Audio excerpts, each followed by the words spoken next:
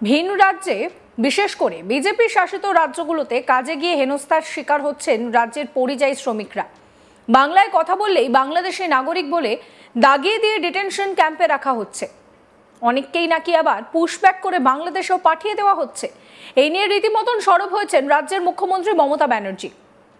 এবার এই নিয়ে একটি হেল্পলাইন নাম্বার চালু করেছে রাজ্য পুলিশ।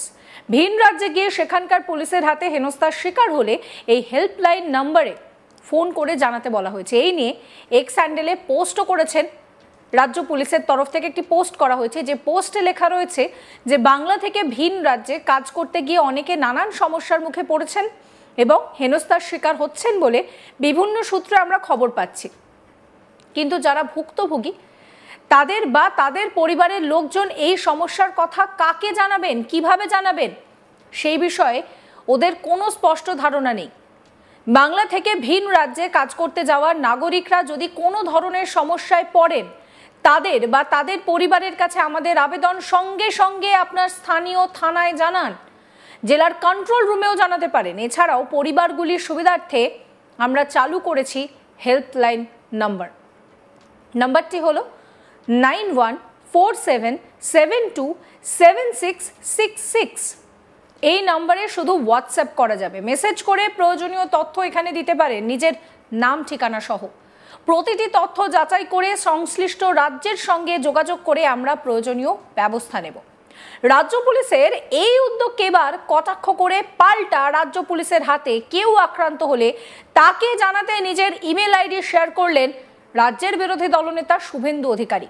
তার দাবি, বাংলাতে পুলিশের হাতে নানান হেনস্থার শিকার হন বাসিন্দারা।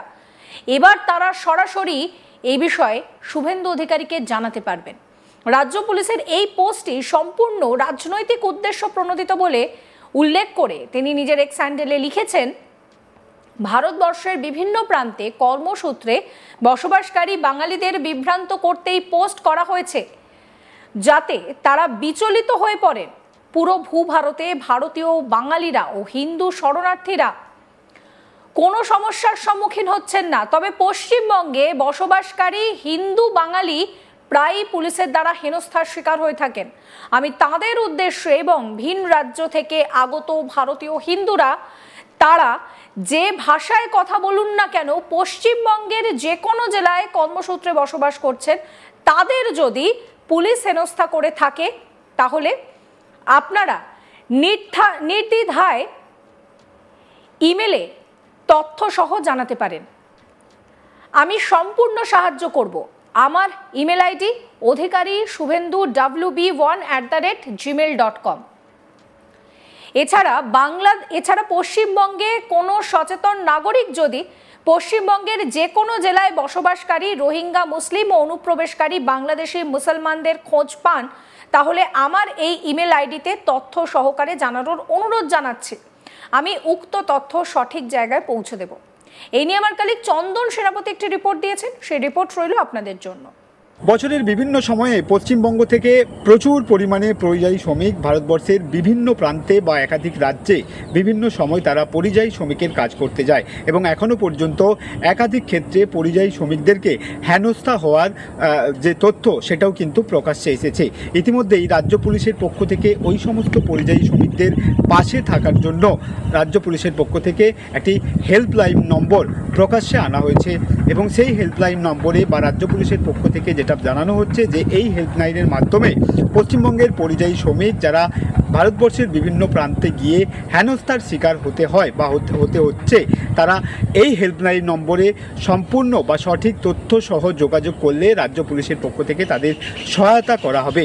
এই তথ্য প্রকাশ্যে আনার পরই কার্যত পশ্চিমবঙ্গের বিরোধী দলনেতা শুভেন্দু অধিকারী তিনিও কিন্তু তার এক্স হ্যান্ডেলে ইতিমধ্যেই তার নিজের ইমেল আইডি প্রকাশ করেছেন এবং এই প্রকাশের পরেই তিনি যেটা লিখেছেন যে এই পোস্ট সম্পূর্ণ রাজনৈতিক উদ্দেশ্য উদ্দেশ্য প্রণোদিত।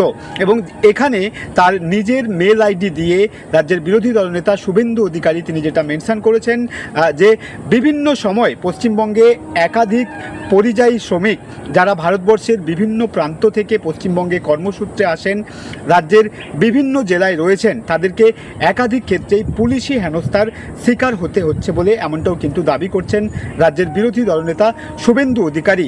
এবং তিনি যে মেল আইডি নিজের এক্স হ্যান্ডেলে প্রকাশ করেছেন, তিনি সেখানে যেটা উল্লেখ করেছেন যে এই মেল আইডির মাধ্যমে পশ্চিমবঙ্গে বসবাসকারী ভারতবর্ষের বিভিন্ন প্রান্ত থেকে আগত পরিযায়ী শ্রমিক বা মানুষ, বিভিন্ন ধর্মপ্রাণ মানুষ যারা পশ্চিমবঙ্গের বুকে পুলিশি হেনস্থার শিকার হচ্ছেন বা যাদেরকে পুলিশি হেনস্থার শিকার হতে হচ্ছে, তারা সম্পূর্ণ তথ্য সহকারে এই মেল আইডিতে মেল করুন।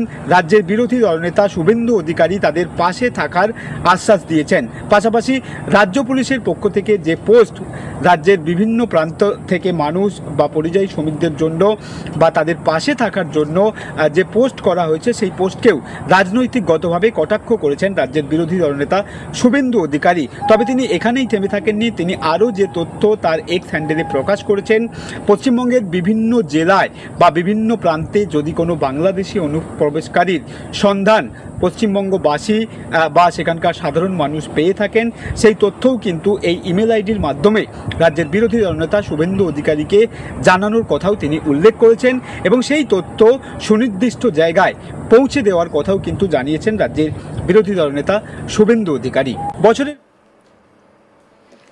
প্রসঙ্গত, বাংলা ভাষাতে কথা বললেই বিজেপির শাসিত রাজ্যগুলিতে হেনস্থা করা হচ্ছে বাঙালিদের, এমনকি গ্রেফতার করে ডিটেনশন ক্যাম্পে তাদের পাঠানো হচ্ছে, বাংলাদেশি বলে দাগিয়ে দেওয়া হচ্ছে। আর এই নিয়েই মুখ খুলেছেন মমতা ব্যানার্জি। তিনি ডোরিনা ক্রসিং থেকে রীতিমতন আক্রমণ শানান। তিনি বলেন ভারত সরকার একটা নোটিফিকেশন করেছে। কি বলছেন মমতা ব্যানার্জি, শুনুন। ভারত সরকার একটা নোটিফিকেশন করেছে, জেনে রাখুন। সেই নোটিফিকেশনটা আমরা চ্যালেঞ্জ করব।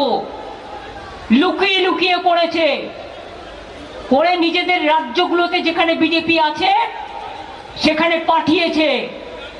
তাতে পরিষ্কার বলা হয়েছে, যাকেই সন্দেহ হবে বাংলা ভাষায় কথা বলে অ্যারেস্ট করবে, ডিটেনশন ক্যাম্পে, মানে হোল্ডিং এরিয়া, ডিটেনশন ক্যাম্প যাকে বলা হয়, সেখানে রেখে দেবে।